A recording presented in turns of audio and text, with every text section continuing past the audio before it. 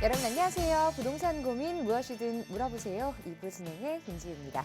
자, 정부의 부동산 규제 완화 여파인지 서울 아파트 청약시장에 조금씩 온기가 풀리는 모습입니다. 서울 강동구 올림픽파크 포레오는 무순위에 4만여 명이 몰렸고요. 영등포자이 디그니티 일반 분양에는 2만 4천여 명이 몰렸다고 합니다. 자, 이어서 은평구 센트레빌 아스테리움 시그니처도 두 자릿수의 경쟁률로 1순위에서 마감됐는데요. 이 청약시장 과연 이대로 온기가 풀리는 게 맞는 것인지 오늘도 이 시간 함께 하시면서 시장의 흐름들 같이 체크해 보시기 바랍니다. 자, 2부에서도 여러분의 참여를 기다리고 있습니다. 부동산 관련한 궁금한 점들 해결해 보실 수 있는데요. 전화번호 02-2638-3971번 그리고 유료 문자 샵 3989번으로 사연 보내주시기 바랍니다.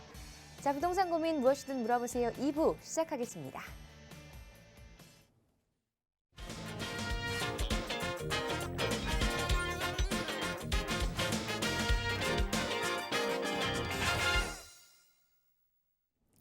자, 요즘 날씨도 화창했다가 또 갑자기 추워졌다가 변덕을 부리는 날씨인데요. 부동산 시장에서도 지금이 과연 매수 타이밍인지 아니면 조금 더 기다려야 되는 건지 이 시장의 변덕을 예측하기가 참 어려운 실정인 것 같습니다. 자, 여러분의 궁금한 점들 함께 해결해 주실 전문가분 모셨는데요. 부동산 캣 김남현 대표와 함께합니다. 안녕하세요, 대표님. 예, 안녕하십니까? 부동산 캣 김남현입니다. 말씀하신 것처럼 이번 주말은 굉장히 포근하고 따뜻한 주말이었습니다. 그런데 어제 저녁부터 조금씩 날씨가 추워지다가 오늘은 참 많이 다시 또 겨울로 돌아온 것 같죠? 부동산 시장은 완전히 정반대인데요. 여태까지 굉장히 추웠던 이 부동산 시장이 최근 몇 주 동안은 이 온기를 어느 정도는 되찾아가고 있는 것 같습니다. 그래서 앞서 들으셨던 것처럼 청약 시장에도 어느 정도의 관심세가 쏠리고 또 매수 심리가 조금은 개선되는 모습을 보이고 있어요. 그래서 이런 부분들을 가지고 이제 다시 한번 주택 경기가 치솟아 가는구나라고 판단을 하실 수도 있겠지만 저 같은 경우는 이제 일종의 반짝하는 온기 정도에 그칠 것이다라고 말씀드린 바 있죠. 그래서 이 반짝하는 온기가 과연 얼마나 지나면서 계속해서 이 반등하는 파동을 이어갈지가 굉장히 궁금하고요. 어쨌든 이런 예측들은 언제나 이 시장 환경이 변하면 변할수록 바뀔 수밖에 없는 그런 요소이다 보니까 꾸준하게 방송과 세미나를 통해서 이런 정보들을 얻으신 다음에 현명하신 투자하시기를 바라겠습니다. 자, 여러분의 현명한 투자 선택을 위해서 오늘도 저희가 또 여러분의 부동산 관련한 고민들 속 시원하게 해결해드리고요. 시장의 흐름도 함께 짚어보도록 하겠습니다. 02-2638-3971번으로 전화 주시면 되고요. 샵 3989번 문자도 활짝 열어놓고 있습니다. 자, 그럼 첫 번째 시청자분 전화 상담 먼저 연결해 보도록 할게요. 안녕하세요. 안녕하세요. 네, 반갑습니다. 네. 자, 어떤 고민 해결해 드릴까요? 제가 합정동에 438-20에 빌라를 하나 사놓은 게 있거든요. 네. 그래서 재개발 향후 전망이랑, 네, 말씀하세요. 네. 그리고 또 좀, 다른 데는, 뭐죠? 모아타운 하고 진행하고 있고 이런데, 네. 저희 있는 데는 아무 소리가 없어서요. 그래서 팔아야 할지 말아야 할지, 만약에 팔게 되면 매도 시기는 언제쯤이 좋을지 좀 여쭤보고 싶어서요. 네, 전화 잘 주셨어요. 고민이 좀 많이 되실 것 같아요. 합정동에 다세대 주택 보유를 하고 계시고 인근에서는 좀 개발 소식도 들리는데 우리 네네. 시청자분이 가지고 계신 곳은 또 어떤 소식이나 이런 게 좀 들리지 않아서 전망 궁금하다고 하셨고요. 매도 타이밍과 함께 전문가 의견 자세하게 들어보겠습니다. 안녕하세요. 안녕하세요. 네, 반갑습니다. 시청자님 들어보신 그 모아주택, 모아타운이라는 단어가 여러 네. 군데서 지금 진행을 하고 있죠. 네네. 근데 시청자님 가지고 계신 그 물건에는 그런 소식이 아직은 없죠? 네. 이제 멀리 가지 않아도 바로 길 건너만 보더라도 이쪽 일대가 이제 예전에 가로주택 정비 사업, 그러니까 단일 가로구역만 추진을 하던 데가 한강변까지 함께 이렇게 묶어가지고 진행하겠다는 소식을 제가 접한 적이 있거든요. 그래서 이런 모아주택, 모아타운의 개념에 대해서 어느 정도는 파악을 하셔야 돼요. 시청자님께서도. 시청자님께서는 재개발이라는 단어는 들어보셨죠? 네. 재개발이랑 모아주택이랑 다른 점이 뭘까요? 글쎄요. 잘 모르세요? 네. 재개발은 나온 지가 상당히 오래된 법이고 오래된 개발 사업의 종류예요. 그래서 예를 들어서 뭐 90년대나 2000년대 초반까지만 해도 막 이렇게 우리가 뭐 유명 뉴타운들 있죠. 노량진, 한남 이런 데들 가보면요. 정말로 사람 하나가 걸어가기도 힘든 길들이 굉장히 많고요. 집인데 도로하고 접하지 않은 집들도 굉장히 많았어요. 그러니까 쉽게 얘기해서 옛날 산동네들 있죠.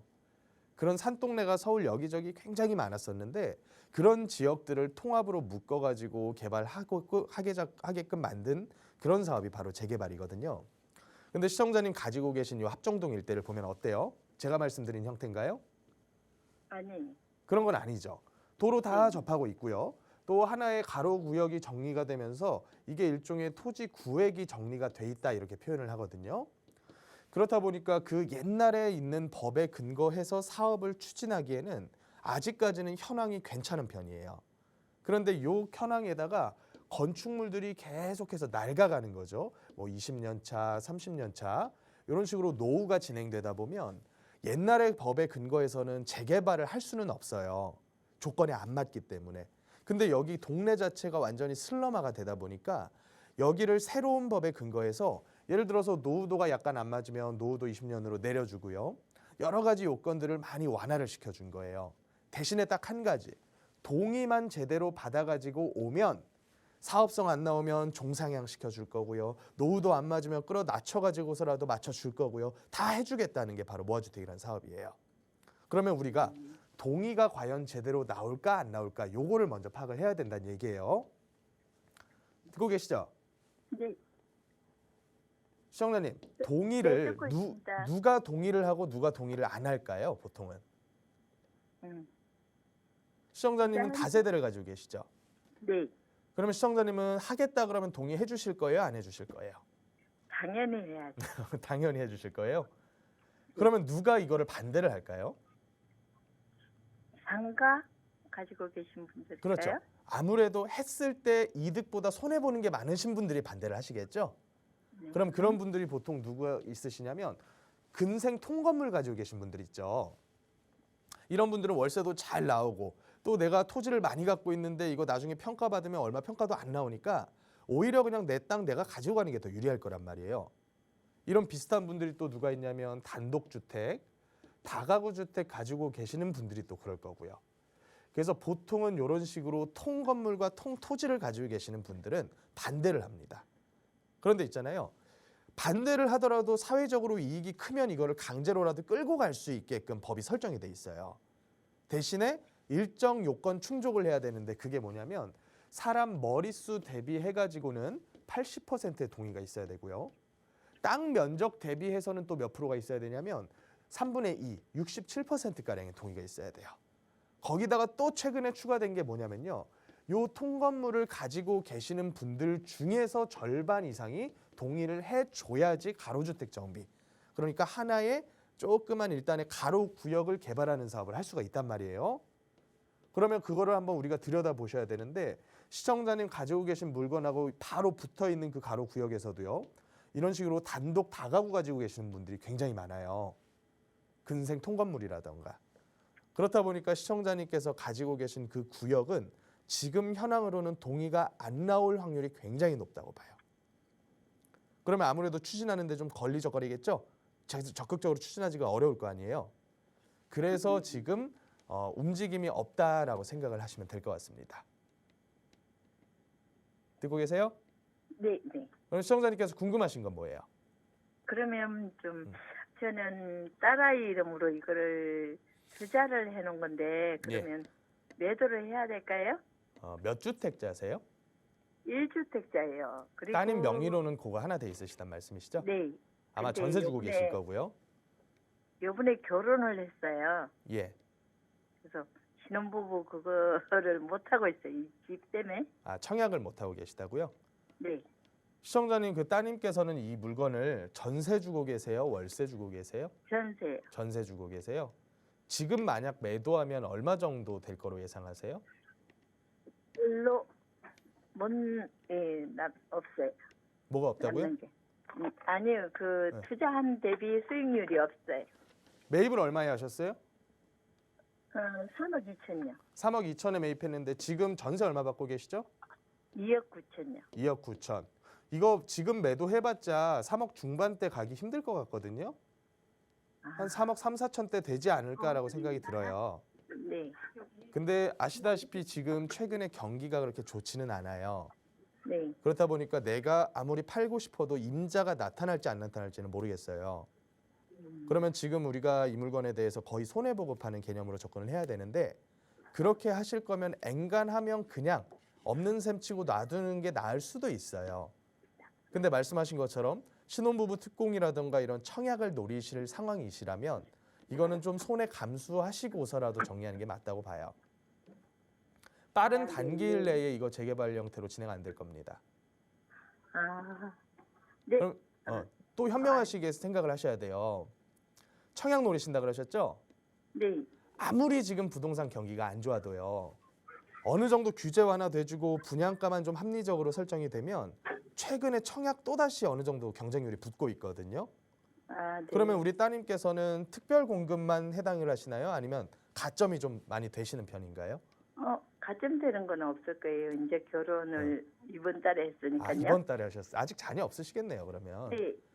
그러시면 노리실 수 있는 게 특공밖에는 없으실 텐데 현명하게 뭘 생각을 하셔야 되냐면 특별 공급은 대부분은요. 네.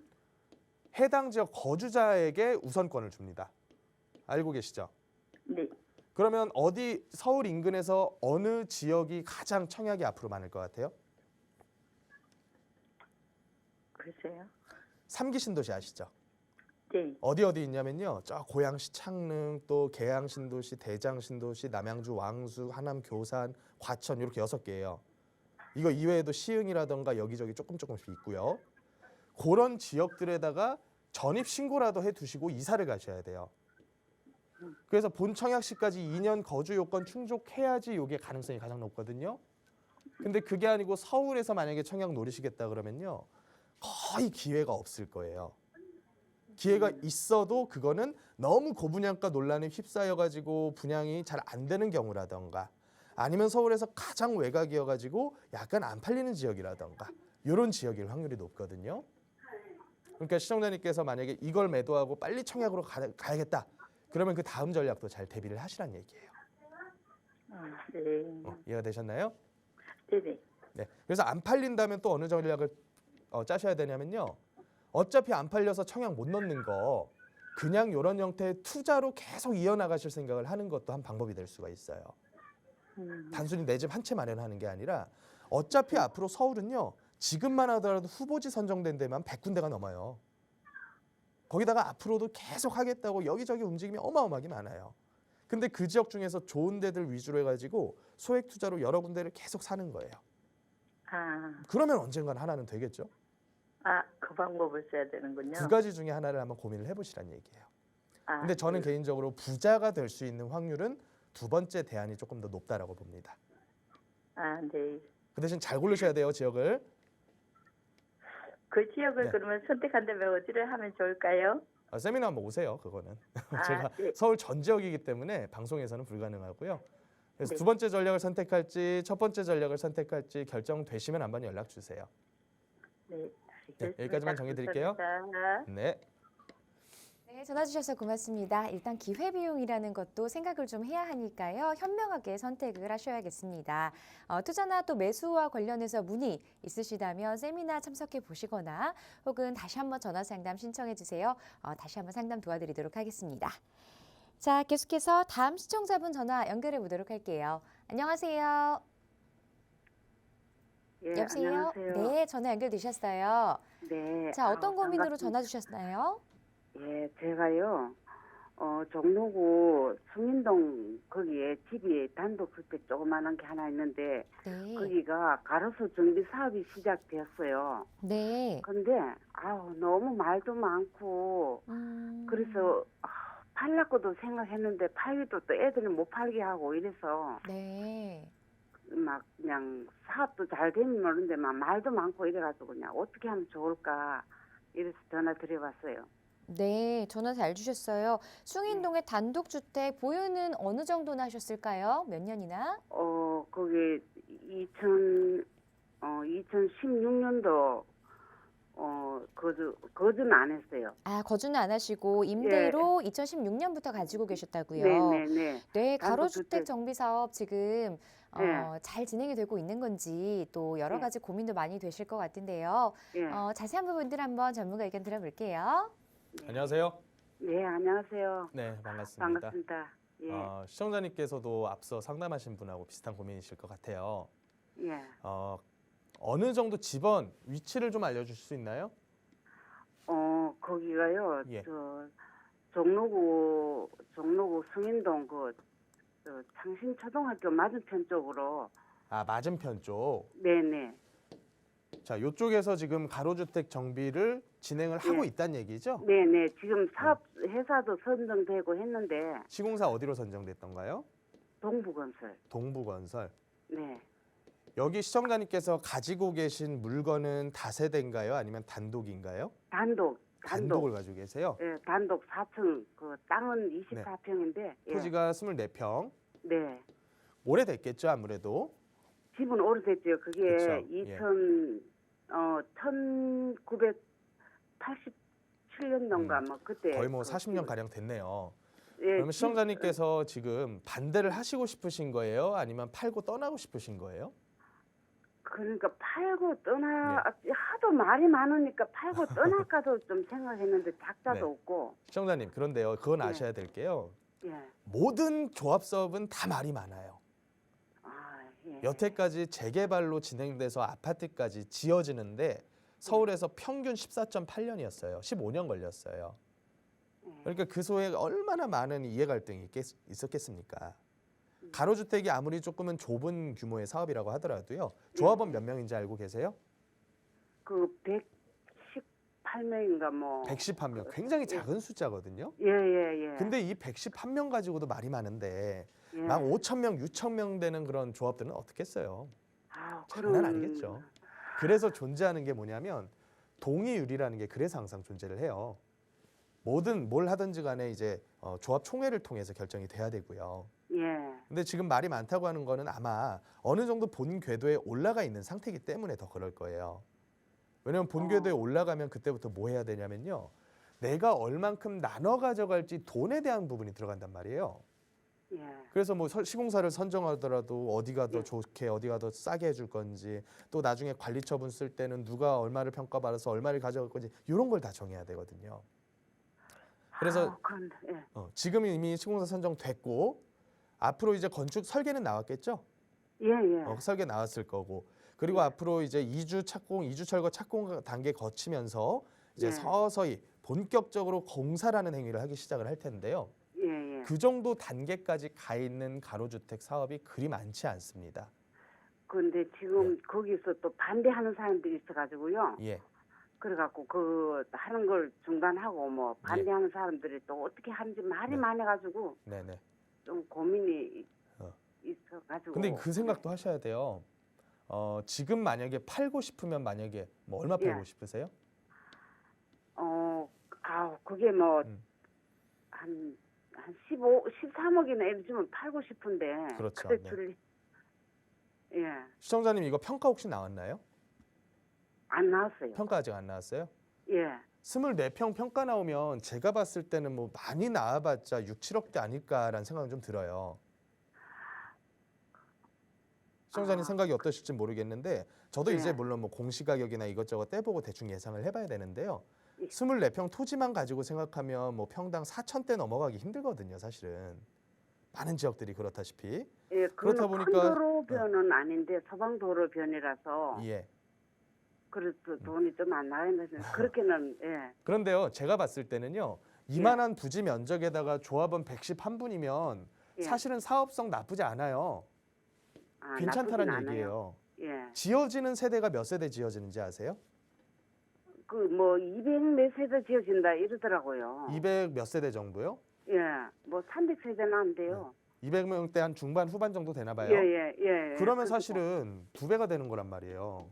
예. 그러면 사업성 측면에서는 이거 나쁘게 나올 수는 없어요. 가로주택 사업 중에서 예. 이만큼 조합원 대비해 가지고 많이 분양 나오는 물량 잘 없어요. 예. 그러면 일단은 사업성은 괜찮다는 뜻인데 몇몇 조합원들 간에 갈등 겪으면서 지금 딜레이되고 있다는 의미거든요. 예. 그러면 시청자님 생각에서 만약에 팔고 싶어서 매도하려고 내놓으면 아마도 지금 분위기에서는 원하는 금액대보다는 한참 낮게 거래될 가능성이 커요. 그렇게 하면 그럴 거면 저라면 그냥 끌고 가버리죠. 예. 그게 더 낫지 않을까요?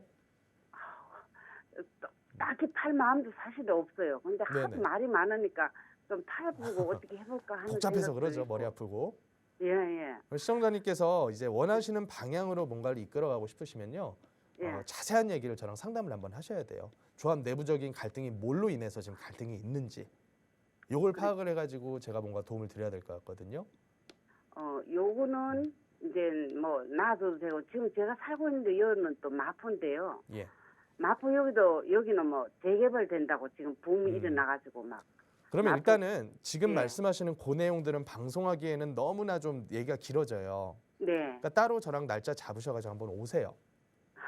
네. 그래가지고 자세한 얘기를 해봐야지 제가 대충 감이 설 것 같거든요.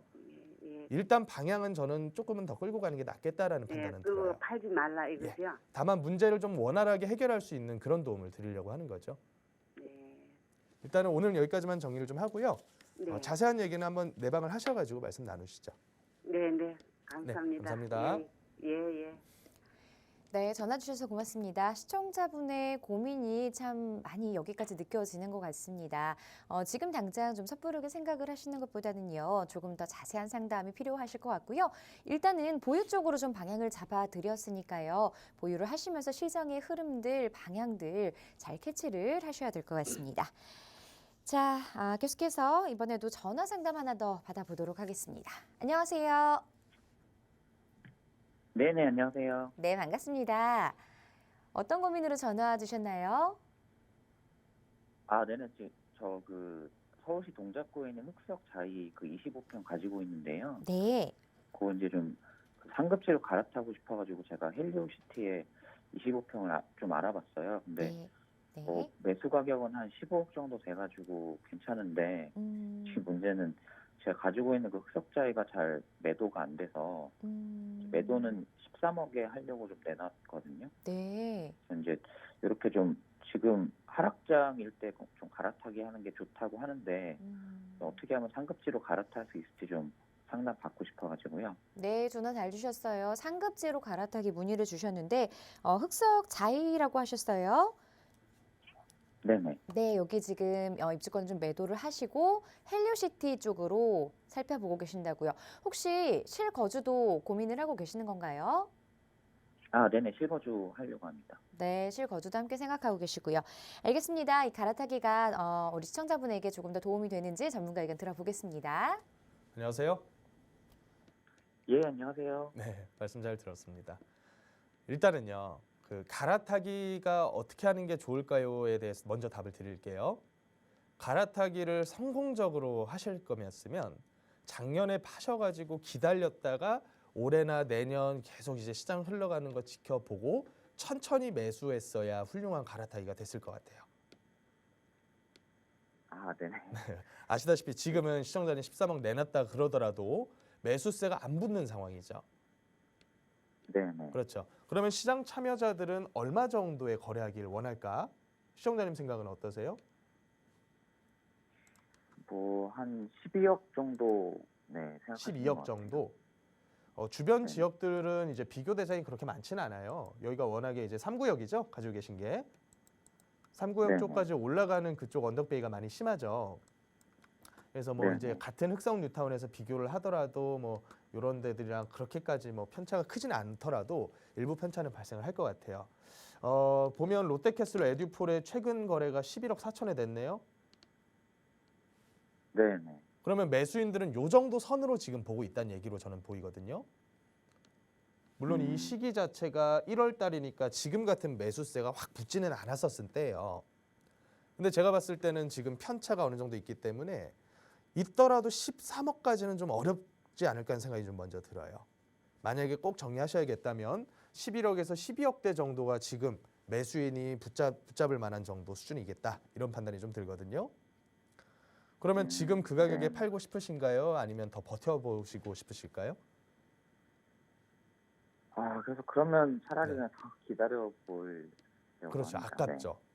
한번 이제 최고점 가격 찍은 걸 봤었던 분들은 지금 가격에는 엔간하면 잘 안 팔려 그러세요. 그러면 앞으로 우리가 단기 올해 아니라도 어떻게 시장이 흘러갈까 한번 예상을 해봐야 될 거 아닙니까? 그래야지 좀 대응을 하니까. 네. 그럼 시청자님 생각에는 앞으로 시장이 어떻게 갈 것 같아요? 올해 동안에? 뭐 계속은 좀 하락장이지 않을까 싶은데요. 계속 하락장일 거다. 지금 일단 네. 반등 신호는 어느 정도 나왔었어요. 떨어지다가 이 급락폭이 한 30% 가까이 나왔었거든요. 근데 다른 네. 자산 시장도 마찬가지다시피 이 부동산 시장도 사실은 한 30% 빠졌으면 긍정적으로는 반등이 한 10에서 15% 정도는 이렇게 올라와 줬어야 정상이거든요.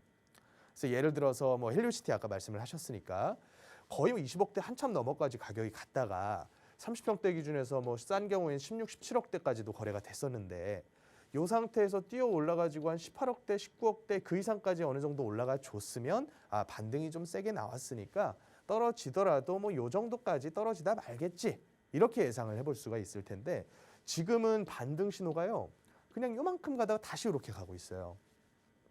그러니까 사실은 거래가 이사의 개념으로 어느 정도 터지기는 했지만 가격을 밀어올릴 만큼의 강한 매수세는 아니었다라고 저는 판단을 해요. 그런데 그걸 가지고 이제 매스컴이나 여러 뭐 언론들에서는 거래량이 급증을 한다 막 이런 식으로 표현을 한단 말이에요. 그럼 시청자님께서는 거래량이 정말로 많이 붙었다라고 판단을 하시나요? 아니 뭐 저도 막 그렇게 막 예전 그렇죠. 안 상승장처럼 느껴지죠. 그런 것 같진 않아요. 원래 역대 평균이 한 달에 한 서울에서 6천 건 이상 정도는 있어줘야 돼요. 한 달에. 근데 올해 그나마 올라온 거래량이 200~300건이었던 거래량이 한 1000건대 정도 올라온 거거든요. 그러니까 사실은 그냥 이사의 계절적인 요인이 더 크다. 저는 이렇게 판단을 합니다. 그래서 이번 이사철이 한 4월, 5월 지나면서 어느 정도 끝나가면 그때부터는 다시 또 거래가 많이 줄지 않을까 하는 게 제 의견이고요. 그렇게 봤을 때 올여름에서 가을 지나가는 그 계절이 조금 더 혹독해질 가능성도 있겠다라고 판단을 해요. 그러다가 또 어디서 그걸 힌트를 받아야 되냐면 가을 이사철이 또 있지 않습니까? 가을 네네. 이사철에 어느 정도의 반등이 또 일어날 것이냐라는 우리가 힌트를 좀 얻어야겠죠. 그래서 결론적으로는 만약에 안 팔려가지고 저가로 파는 게 아까우시다면 차라리 저 끌고 가시는 게 더 나으실 것 같고요. 만약에 그런다고 하시면 그 보유 기간을 한참을 더 길게 생각을 하셔야 될 겁니다. 하락을 다 끝내고 나서 다시 올라가는 그 시기까지를 봐야 되니까. 근데 그러면 뭐 또 어차피 헬리오시티도 같이 올라갈 테니까 결국에는 당연한 얘기라고 봅니다. 왜냐하면 아무래도 말씀하신 것처럼 여기보다는 헬리오시티를 사람들이 더 상급지로 보니까 반응이 있더라도 먼저 반응이 나올 거고요. 보통은 이 반응이 먼저 나오는 지역들의 특징들이 뭐냐면 전세도 꽤나 받쳐주기 때문에 이 레버리지를 쓰기가 참 용이한 지역들. 그러니까 물건의 성격으로 봤을 때는 가벼운 물건들이 먼저 반응하는 경향이 좀 있어요. 그래서 어느 정도는 신축급에 가까우면서 전세 부분이 다 잘 받쳐주는 지역들. 그게 바로 헬리오시티 아닙니까? 반응이 아무래도 좀 더 빠르겠죠. 그래서 만약에 그 선택을 하셨을 때는 투자하지 마셔라라는 얘기는 아니고요. 만약에 이사 가실 모아두신 이사 갈 자금이 있으시다면 그걸로 별도의 투자 운용하는 게 더 낫지 않을까 하는 생각도 좀 들어요. 어차피 지금 투자할 대상이야 너무나 뻔하지 않습니까? 지금 당장 할 수 있는 것들은요. 서울 전역에서 꿈틀꿈틀거리고 있는 이 저밀도 개발, 그러니까 일종의 재개발 형태로 움직이는 조합 사업들 중에서 옥석 가리기 잘 하시면 돼요. 그럼 제가 봤을 때는 꽤나 괜찮게 투자할 대상들 많거든요. 네. 그럼 제가 좀 따로 좀 한번 상담 신청드리겠습니다. 네네. 그래서 지금 만약에 아파트를 적극적으로 사고 싶으시면요. 좀 손해보시더라도 매도하셨다가 한참 더 기다렸다가 다시 재투자하는 방향이 제가 봤을 때는 맞을 것 같아요. 그래서 제가 두 가지 방향을 말씀드렸죠. 그 부분을 한번 잘 고민을 해보세요. 예, 알겠습니다. 네, 여기까지 정리해 드릴게요. 예, 정말 감사합니다. 네, 감사합니다. 네, 전화 주셔서 고맙습니다. 자, 부동산 시장 한동안은 이 박스권 상태에서 좀 보합 상태로 머물 수도 있을 것 같다라는 의견들도 많으니까요. 시장의 흐름과 방향들 좀 꼼꼼하게 체크를 하셔야 될 것 같습니다. 섣부르게 지금 바로 아파트 투자를 생각하시는 것보다는 조금 더 현명하게 선택을 위한 기다림이라고 생각하시면 좋을 것 같고요. 자, 계속해서 문자 상담 이어가 보도록 하겠습니다. 9114번님이 보내주신 문자 만나보도록 할게요. 청약 경쟁률이 오르고 분양가 상승한다고 하는데요. 미계약분 청약 해도 괜찮을까요? 라고 보내주셨습니다. 역시나 이 청약 시장이 조금 훈풍이 분다라는 소식에 이렇게 고민을 하고 계시는 것 같습니다. 어느 쪽에 어떤 아파트를 보고 계시는지는 문자상에 자세히 나와 있지는 않은데요. 자, 미계약분 청약 해도 괜찮을까요? 예, 요새 이번 주 그리고 지난주 들어서 가장 많이 나오는 기사 같아요. 이 청약 부분에 대해서 일부 단지들은 뭐 미분양 현황까지 이루어지는 반면에 일부 단지들은 제가 지금 보여드리는 것처럼 거의 뭐 140대 1, 이 정도까지 청약 경쟁률이 굉장히 높았었거든요. 그렇다 보니까 이제 실수요로 청약을 계속 대기하시면서 무순위를 유지하시는, 그러니까 무주택을 유지하시는 분들이 굉장히 많이 혼란을 겪고 계실 것 같아요. 그래서 저는 이 부분에 대해서 결론을 딱 한마디로 표현을 하자면 가격의 문제다라고 말씀을 드리고 싶거든요. 과거에 청약을 기대보다 많이 흥행하지 못했었던 둔촌 주공 같은 지역들만 보더라도 가장 많이 논란이 됐었던 것은 입지도 아니고요, 건축 설계도 아니고요, 가격이었습니다. 이 가격이 주변 지역들에 비해서 그리 싸지 않는 것이 청약을 기다리시는 분들께 크게 매력적으로 작용을 하지 못하셨던 거죠. 그래서 이번에 어느 정도는 청약 흥행이 성공한 이 양평동에 있는 12구역 도시환경 정비사업 아파트를 보면 가격이 지난 19년, 20년, 21년, 22년까지 상승했었던 가격 상승세와 비교해서는 상당히 낮은 지점에 위치를 하고 있어요. 그렇다 보니까 지금 같은 경우 가격이 일부 하락을 해서 어느 정도 선까지 내려왔다고 치더라도 지금 가격에서 보더라도 꽤나 매력적인 가격으로 수요자들에게 매칭이 될 수가 있거든요. 그렇다 보니까 앞으로도 이 서울 전역에서 펼쳐지는 수도 없이 많은 이 청약 대기 물량들 여기저기 굉장히 많습니다. 방배동만 하더라도요. 방배 5구역, 6구역, 13구역 같은 재개발, 단독주택 재건축 사업들도 청약을 기다리고 있고요. 또 아파트로 치면 삼익 아파트라던가 이미 이주를 끝낸 지역들, 그런 지역들이 이제 일반 분양이 하나씩 쏟아지기 시작을 할 겁니다. 그런데 제가 가장 우려스러운 점은 이 서울 내에서 청약을 시작하는 모든 지역들은 거의 대부분 다 조합사업으로 이루어져 있고 민간 개발의 형태를 가지고 있다는 거죠. 그렇다 보니까 조합원들에게 약속했었던 분양가를 만약에 시장 현황에 맞춰서 다운을 시키게 된다면 지금 여러 단지들에서 겪고 있는 것처럼 조합원들의 부담이 훨씬 더 커질 것이고요. 그러면 심한 경우에는 조합원들이 입주가 가까워와서 추가 분담금을 몇 천, 심한 경우는 몇 억까지도 추가 통보받는 상황이 나올 수가 있다는 점입니다. 그래서 쉽게 이 분양가를 끌어내릴 수가 없는 게 지금 현황이고, 또 한 가지는 이 비용 측면에서 건축 단가가 여러 분야 인플레이션보다도 훨씬 더 높게 뛰어오른 측면이 또 하나가 있어요. 그렇다 보니까 이 인플레이션이 지금도 아직 걷어지지 않고 있는 상태에서 과연 무리한 출혈 경쟁을 하면서까지 수주를 받아놨었는데 이것을 과연 더 낮게 분양가를 내릴 수 있을까라는 고민도 좀 드는 거죠. 만약에 그렇게 된다면 건축 품질의 문제가 또 생길 수밖에 없을 거고요. 그래서 결론적으로 말씀드리자면 앞으로 오는 청약 물량들 경우에 따라서는 굉장히 좋은 기회가 올 수도 있겠지만 무순위로 청약 시장에 나왔다고 해서 그것을 무조건적으로 다 경쟁에서 잡아야 되는 물량은 아닐 것이다. 왜냐하면 가격적으로 매력이 없으니까 무순위로 경쟁이 나오게 된 것이고, 가격적으로 매력이 있는 단지들은 이미 잘 팔리고 있지 않습니까? 그렇다 보니까 시장은 아직까지 매수 심리는 굉장히 크게 살아있는 상태고, 그중에서도 다주택에 대한 투자 심리는 거의 지금은 바닥으로 향해 가고 있지만 실수요자가 1주택을 매입하는 이런 심리는 어느 시기에서든지 없어져 본 적이 없다는 것이죠. 실수요자의 심리는. 그래서 이 실수요자의 심리만큼은 정부에서도 계속해서 유지시키려고 여러 가지 정책을 뽑아내고 있듯이 앞으로도 이 정책적인 기조 완화 부분은 계속해서 이어질 것으로 보여집니다.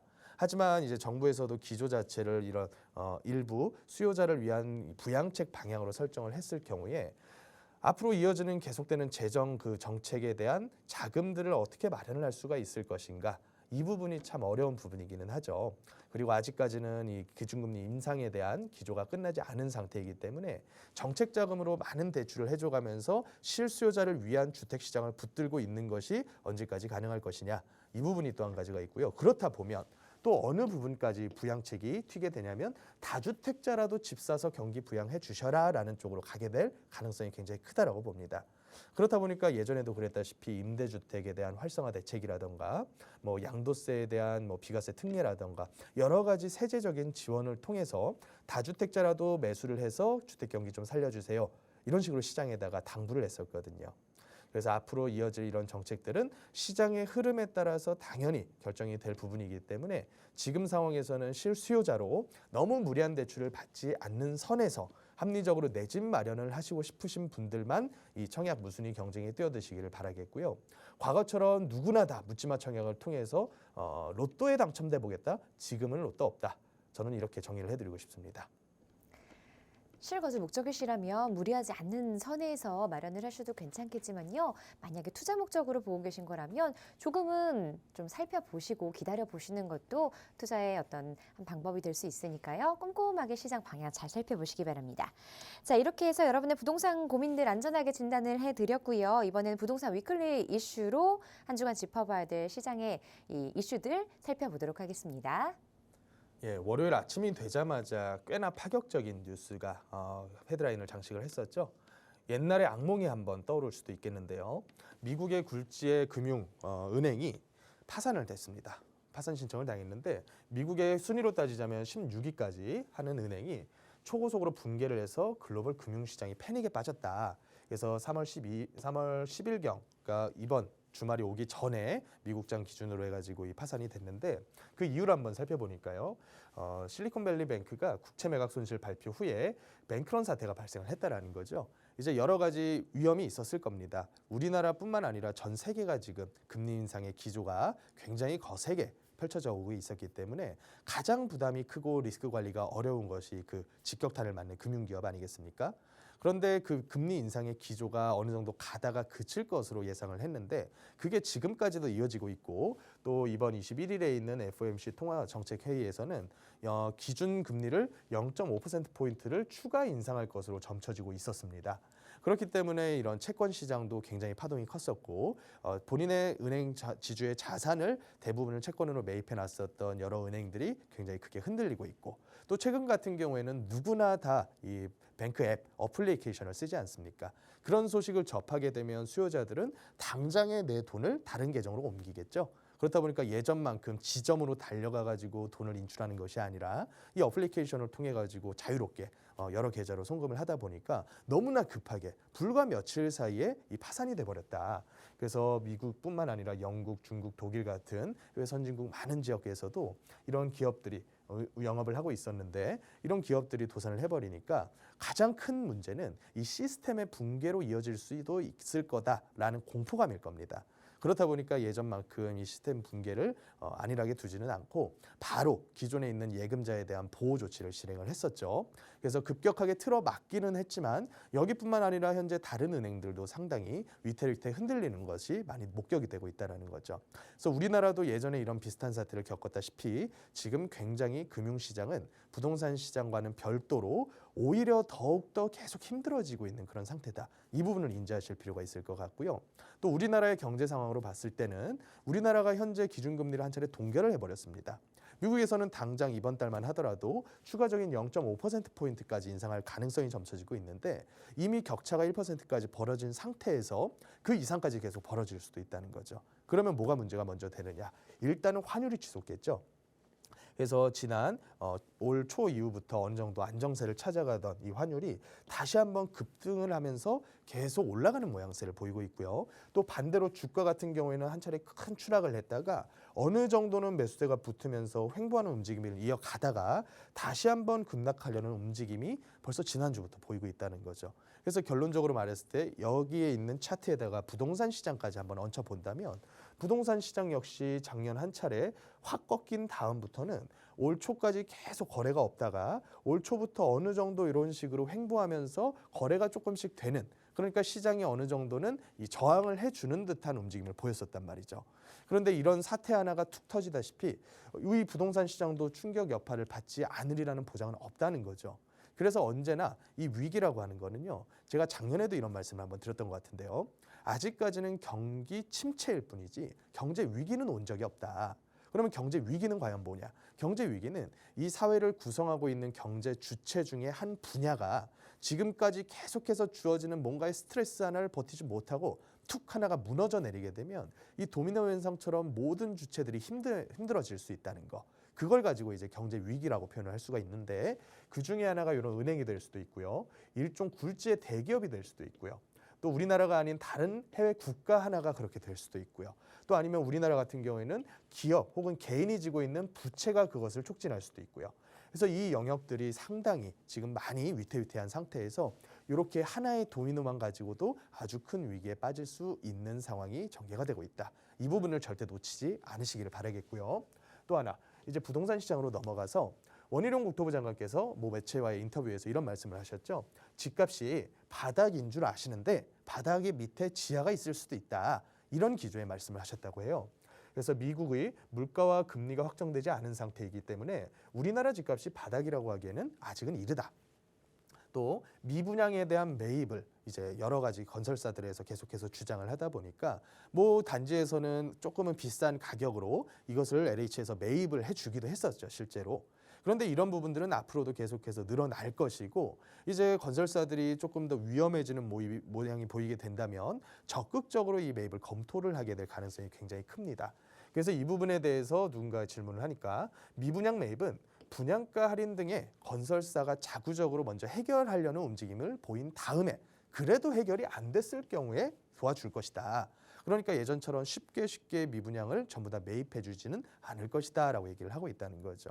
하지만 제가 앞에 상담하면서 말씀을 드렸던 것처럼 지금 시공사들도 폭리를 취하려고 그런 식으로 분양가를 비싸게 하는 것은 아니다.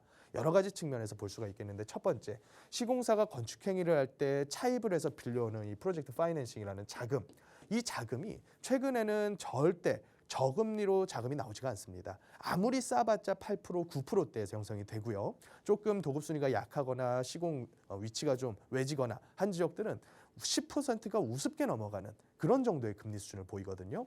거기다가 두 번째로 이 자재와 인건비 파동, 이 부분 역시 지난 2, 3년 전에 대비해서는 거의 4, 50% 혹은 그 이상이 상승을 한 상태다. 이렇게 보시면 될 것 같아요. 또 마지막으로는 특히나 서울에서 시공하는 단지들 같은 경우는 일반적으로 택지 개발을 해서 빈 땅을 시공사가 낙찰받아서 건축을 하는 것이 아니라 기존에 있었던 물건들을 가지고 계신 소유주들께서 재건축을 하건 재개발을 하건 모아주택을 하던 이런 조합 사업을 운영을 해서 이 조합의 이름이 시행사가 되어서 시공사는 단순히 공사만 해주는 형태로 계약이 되거든요.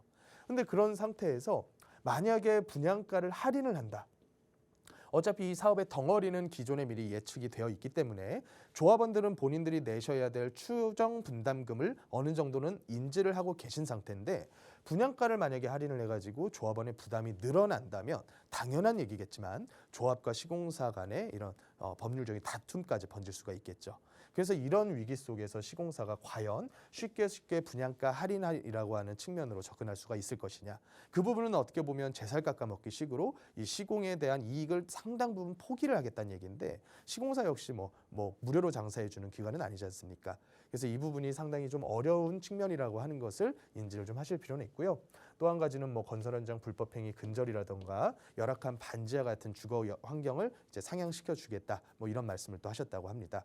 그래서 정책적으로 봤을 때는 지금 시장이 위기 상황인 것을 인지는 하고 계시지만 아직까지는 정부에서 적극적으로 개입을 해서 모든 것을 관의 힘으로 해결을 해줄 만한 상태는 아니다라고 표방을 하고 있고 또 이 분야가 어떻게 보면 당장에 해결되지 않는다면 당연히 악화로 가게 될 확률이 굉장히 높다라고 저는 보고 있어요. 그렇다 보니까 지금까지는 아니더라도 앞으로는 이 부양이라던가 여러 가지 매입 대책이라던가 여러 가지 측면을 더 긍정적인 방향으로 검토할 가능성이 상당히 커질 것이다. 이렇게 파악을 하고 있고요. 또 규제 완화가 됐죠.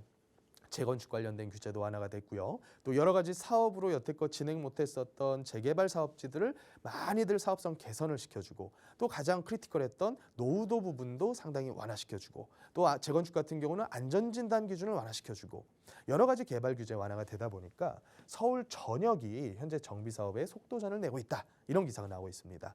그래서 제가 계속 말씀드린 게 모아주택, 신통기획, 공공재개발, 역세권 재개발 많은 사업들이 지금은 다 이제 출발의 불씨를 땡겨놓은 상태다. 그래서 이 출발의 불씨가 빨리 꺼져가지고 없어지느냐 아니면 끝까지 붙어가지고 결국에는 아파트로 바뀌느냐 이게 참 어려운 옥석가리기를 하시면서 투자를 하셔야 되는 때인데 그 내용을 한번 보자면 안전진단이 풀리니까 목동, 상계, 송파 여태껏 재건축을 좀 뒤에 합시다라고 말했던 단지들이 본격적인 스타트를 걸었고요. 또 여의도 같은 경우는 가장 직격탄 수혜탄을 맞았죠. 그래서 65층에 대한 층수 제한이 풀리고 예전에도 그랬었긴 했지만 주거지역에서 상업지역으로 무려 몇 단계를 종상향시켜주는 그런 계획안을 받았어요. 그렇다 보니까 지금 계산을 해보면 확실히 지금 규제가 완화가 됐을 때 하는 것이 큰 도움이 된단 말이죠. 또 서두르는 이유에는 이 정치권에서 완화해 줬었던 움직임이 시장이 바뀌었을 경우에 또다시 이제 규제책으로 돌아설 수도 있겠다라는 불안감도 좀 일부는 작용을 했겠죠. 그래서 여의도도 굉장히 젠걸음으로 신통기획을 추진을 많이 하고 있고요. 또 목동 같은 경우에도 안전진단에 대한 가장 큰 수혜 지역입니다. 그래서 목동이 안전진단을 정말로 무더기로 통과를 많이 했고요. 그렇다 보니까 올림픽 선수촌, 해밀리 같은 잠실 일대 아파트들도 본격적으로 우리도 이제부터 해보자. 그래서 안전진단을 이제 출발을 하고 있는 겁니다. 그렇지만 이런 모든 정비 사업들은 당연하게도 돈의 논리로 움직이죠. 돈이 되는 시기까지는 정말로 돈 안 드는 지루한 과정을 거칠 겁니다. 그래서 안전진단 통과를 하더라도요. 추진위에서 나서서 조합 설립을 위한 동의서를 또 거둬야 되고요. 또 그 이후에는 건축사들을 통해서 이제 설계안도 뽑아야 될 것이고요. 종전자산 평가에 대한 대략적인 추산금이라던가 이 모든 과정들이 큰 돈이 안 드는 단계까지는 진행을 하겠지만 이 과정까지만 해도 정말로 많은 세월이 소요가 될 것이고 그 이후에 주택 경기가 한참 바닥을 겪다가 탈출해서 올라가고자 하는 요 시기가 오면 이제 본격적으로 분양이 됐건 이주가 됐건 이런 본격적인 작업을 시작을 하겠죠. 그래서 지금 우리 시청자분들께서 하셔야 될 투자는 이런 지역들 중에서 첫 번째, 너무 높게 피가 붙어서 아직 안 빠진 지역들은 좀 걸으실 필요가 있다.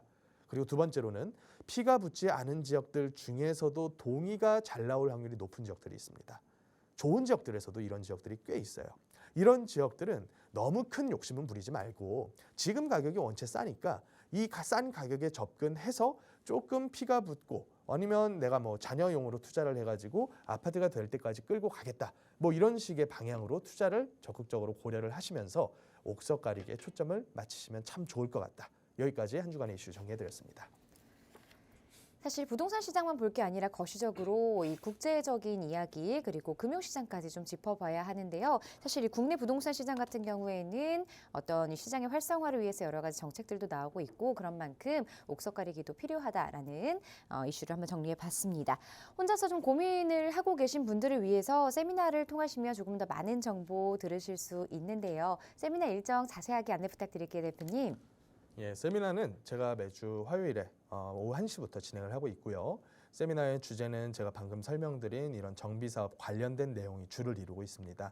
그래서 세미나에 오시는 분들께서는 본인들께서 가지고 계시는 물건에 대한 정비사업 진행 가능성이라던가 혹은 본인의 자녀 혹은 본인 직접 투자하시는 그런 분야에 대해서 현황에서 할 수 있는 투자 그리고 앞으로 시장이 좀 한 다음에 추후에 할 수 있는 투자 여러 가지 방향을 제가 잡아드리고자 하니까요. 미리 사전 전화 예약을 꼭 해주시고 참석해 주시면 저와 깊은 얘기 나누실 수 있을 것 같습니다. 시장의 주요 이슈들과 흐름들 놓치지 마시고 계속해서 체크를 해보셔야겠는데요. 세미나 통하시면 많은 정보, 자세한 정보 들어보실 수 있습니다. 세미나 참석 원하시는 분들 그리고 부동산 관련해서 고민 상담 원하시는 분들 위해서 전화, 문자 활짝 열어놓고 있습니다. 화면으로 계속해서 번호 나가고 있죠. 02-2638-3971번으로 전화 주셔서 세미나 참석 여부와 부동산 관련한 고민들 함께 신청해 주시면 되고요. 또 샵 3989번 문자도 활짝 열어놓고 있으니까요. 문자 상담 원하시는 분들 자세하게 사연 보내주시기 바랍니다. 자, 이 프로그램은 시청자 여러분에게 보다 다양한 정보를 제공하기 위해 제작된 것으로 해당 부동산의 가치나 가격의 상승 하락은 보장하지 않는다는 점 기억해 주시기 바랍니다. 자, 오늘 일교차가 큽니다. 건강 조심하시고요. 저희는 내일 12시에 다시 찾아뵙겠습니다. 고맙습니다.